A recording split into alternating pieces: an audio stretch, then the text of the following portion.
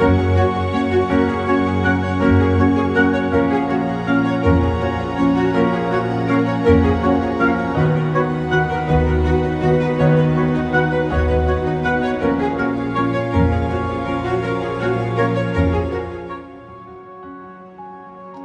FlossTube. Happy day 9 of Flossmas for me.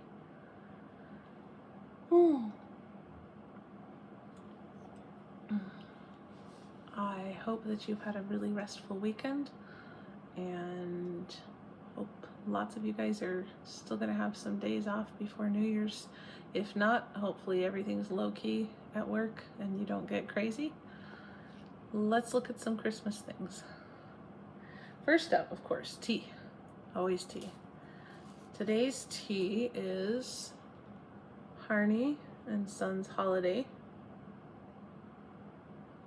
This one is a black tea. Most of my tea is black tea. It says it has orange peel, safflowers, vanilla, cloves, almonds, cinnamon, natural flavors. It's nice tea. It's what you think of when you think of like a Christmassy tea. It's not quite a chai, but it's definitely headed in that direction.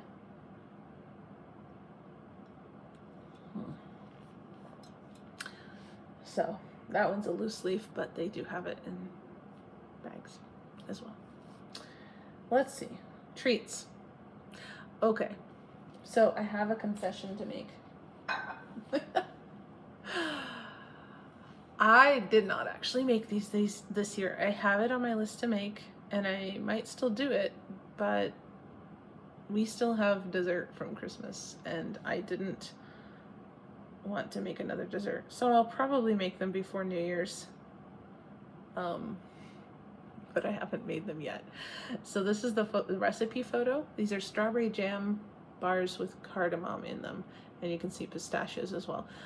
I would guess any jam and any nuts would work, and you could probably even leave the nuts off, but the cardamom is what makes it different and not as cloying. I suppose if you're not a cardamom fan, you could probably use cinnamon or ginger or something else to kind of get it out of the sweetness of the jam, to kind of try to break that up. But I really like them, and I feel like we don't use enough cardamom here in this country. It's pretty common in Europe, but not so much in America. So I've made them other years, and people have been really surprised and enjoyed them a lot. So it's basically like a shortcake jam bar. Peanut butter and jelly bars, I think sometimes people make too. So very typical shortbread base, little shortbread on top, jam inside, kind of like a lemon bar with some topping. Anyway, so I really enjoy that, and I probably will make them later before New Year's. Have not yet done that. Let's see. Book. Okay, we're gonna have a look at a lot of pictures on my phone today because I generally read books on Kindle. I don't generally, never mind the library that we're in, but I can't buy all the books in the world physically because I read too much, and I would need like 3 houses to keep them all in. So most of my reading I do on my phone. This is one of a series. They're cozy mysteries. I believe it's a finished series, actually. Aunt Dimity by Nancy Atherton. Basically, the heroine of the series is a woman named Lori, who gets herself into trouble trying to solve mysteries. Every book has a different mystery, and she's always kind of putting in her nose where she shouldn't. You know, like every cozy mystery, right?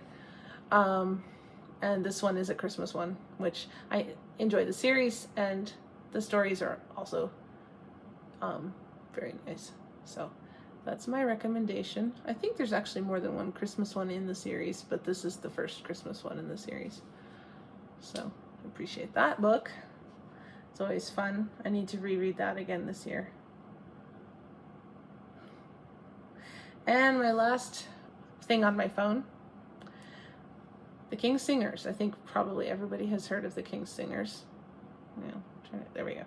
Trying to get rid of the reflection here.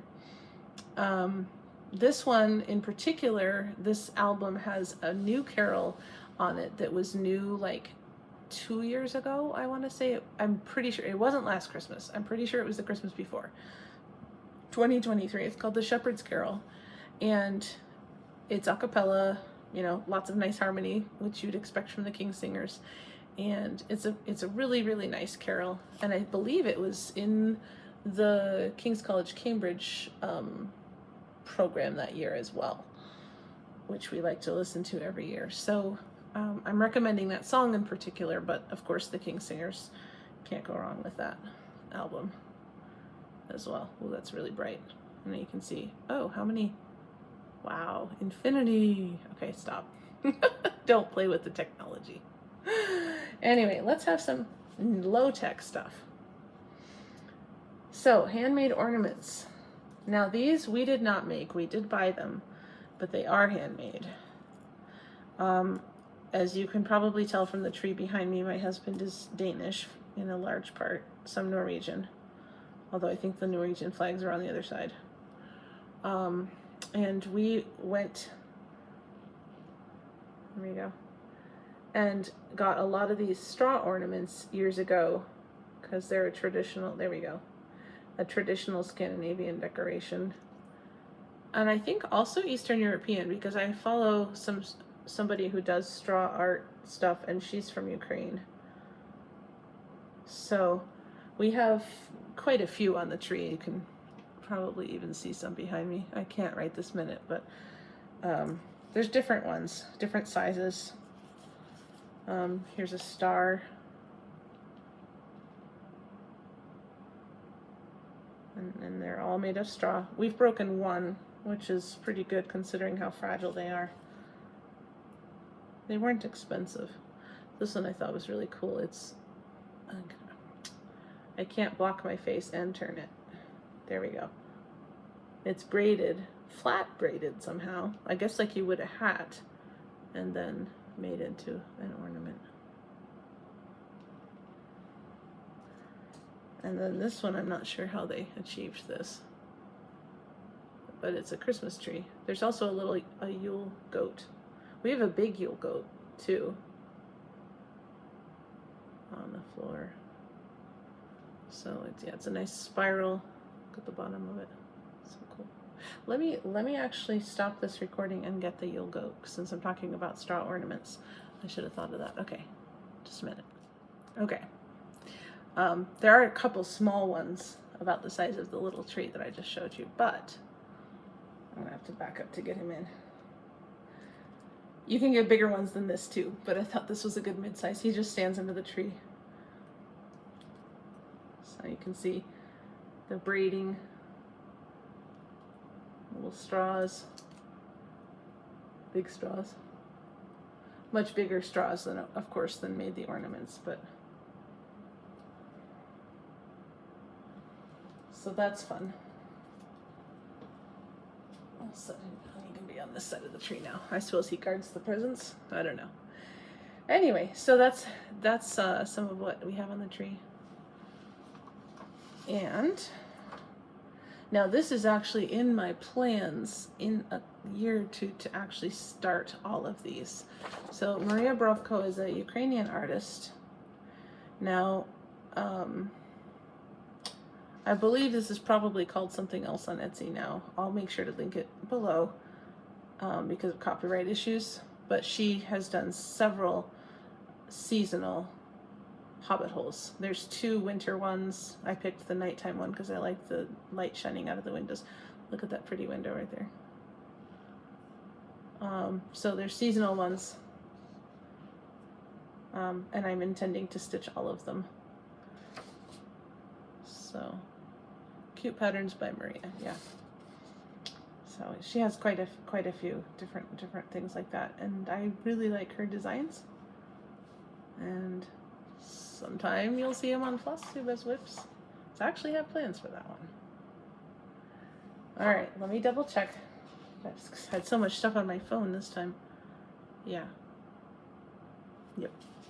Okay, I will make sure to link things below so that if you want to listen to the music, read the book, hear the recipe, or make the recipes, buy the tea, all the things. I always link down below because I feel like there's no point in giving recommendations if you can't actually try it yourself, although I think at least one of my